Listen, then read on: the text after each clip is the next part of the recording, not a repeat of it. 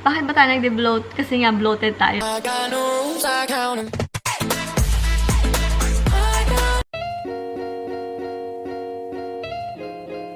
Hi guys, this is Donna and welcome back to my channel. In today's video, I'll be showing you how I de-bloat sa pamamagitan ng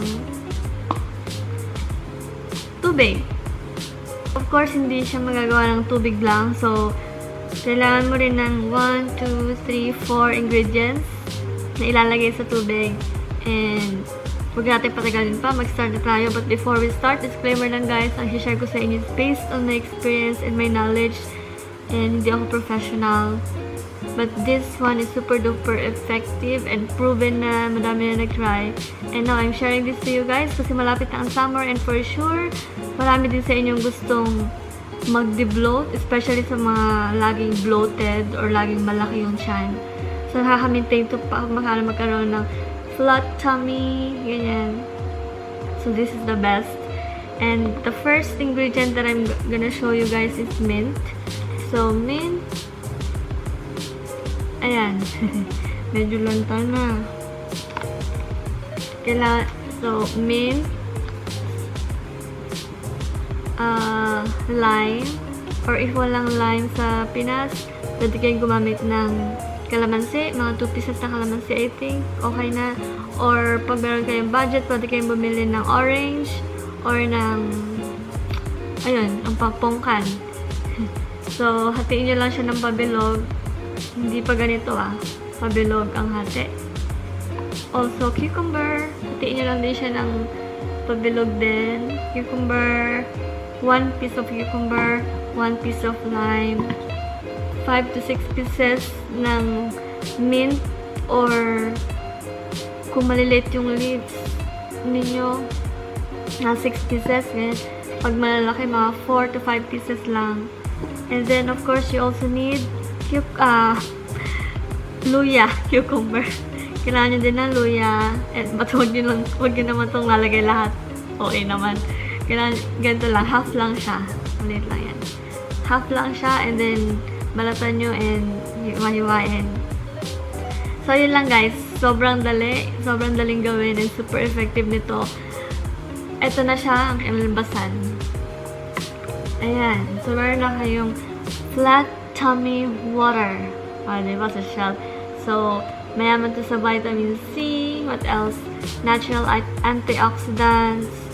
And, nakakatulong din siya para maboost ang inyong metabolism.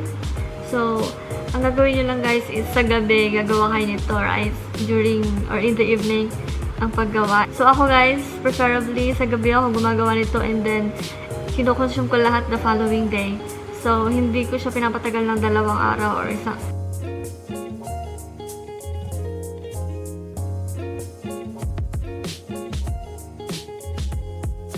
Tagal ng 2 araw or isang.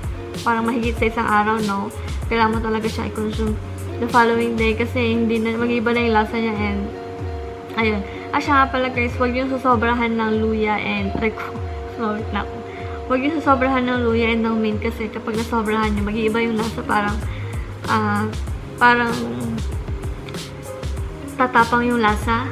So, kasi ito binabalance niya ng lahat. Parang pag pinagsama-sama mo siya, ang sarap talaga yung super refreshing. Lalo na kapag inom mo siya sa umaga, ilalagay mo siya sa fridge and then kinabukasan, uminom kayo, promise guys. Refreshing. So refreshing and super healthy nitong inumin na to. And again, it will help you to maintain a flat tummy or kapag meron kayo, if bloated kayo, this is the perfect way to de-bloat.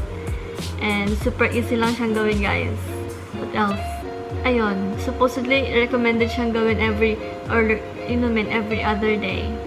So, but if sinipag kayo, pwede namang like every day. And makikita talaga yung result like after 1 week or after 2 weeks. Kapag inom niyo everyday, makikita niyo yung result after 1 week. And kapag every other day naman, you will see the result, like positive results within like 2 weeks. So, ayun. I hope nagustuhan niyo yung video na to and I hope nakatulong sa inyo guys. Ayun, matutulog na tayo.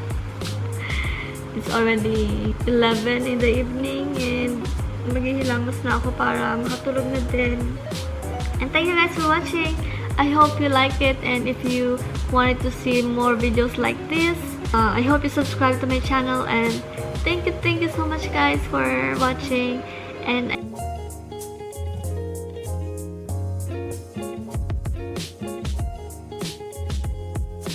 tagal ng 2 araw or parang mahigit sa 1 araw, no?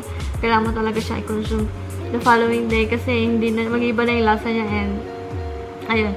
Siya nga pala guys, huwag yung susobrahan ng luya and huwag yung susobrahan ng luya and ng mint kasi kapag nasobrahan nyo, mag-iiba yung lasa, parang tatapang yung lasa.